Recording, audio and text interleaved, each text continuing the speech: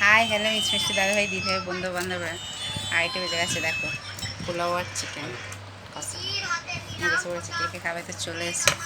ভালো লাগে না, এলাম নার্সিংহোম থেকে এলাম, খাচ্ছি। কিন্তু তোমাদের কাদের কি মেনু, স্যালাড কাটারও টাইম নেই, বুঝতে পারছো, বেলা হয়ে গেছে। আজকে দুটো ক্ষতি হয়ে গেছে আমার। এক হয়েছে সকালবার জুতো ছিঁড়ে গেছে, বেলা থেকে চশমাটা ভেঙে গেছে।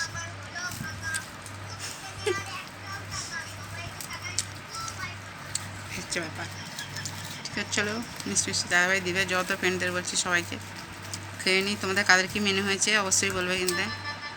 ওটার দিন এখন পর্যন্ত একটা মিষ্টি খাইনি সকালে। চলো খেয়ে নিই চলো।